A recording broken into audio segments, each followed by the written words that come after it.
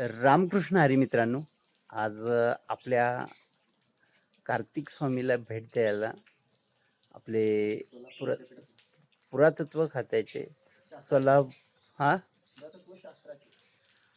पुरातत्व शास्त्राचे सोलापूरवरून अभ्यासक अ, किरण वराडे हे आपल्याकडे आल्यात आणि ते आपल्या कार्तिक स्वामीचं जे काय लेणी आहे त्या लेणी विरगळ शिलालेख वगैरे त्याचं ते त्यांना अभ्यास घ्यायचा आहे. तर त्यांचं बघा कार्य चालू आहे. तर नमस्कार.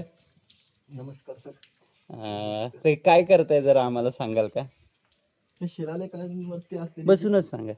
ही शिलालेखांवरती जी काय असलेली लिपी आहे, हा. जी भाषा आहे, हां त्याचं ठळकपणे वाचन करता यावं हां याकरता हां ते आपली बसवानी हां त्याच्या सांधी पूर्ण भरून काढल्यात, अच्छा जेणेकरून अक्षर स्पष्ट दिसावेत हां आणि वाचन करून हां हे नेमकं याचा कालखंड, हां इथे एखादी असलेली ह्याच्यामध्ये असलेली लिखित असलेली घटना हां त्याचा अभ्यास करून ह्याचा समभाव इतिहासामध्ये करण्यात यावा याकरता याची प्रिंट घेत आहोत. हां.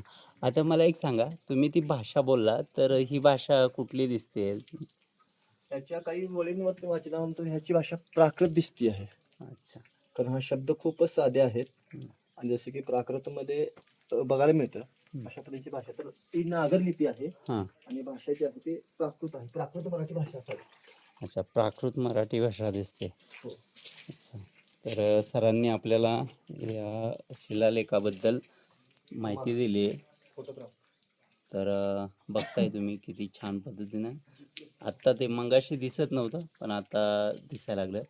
तर मी तुम्हाला आपल्या कार्तिक स्वामीच्या तिथं ज्या काय विरगळी आहेत, परत ही लेणी आहे, ह्याच्याबद्दल जेवढं त्यांच्याकडून माहिती आपल्याला भेटेल तेवढी मी तुम्हाला देतच राहीन.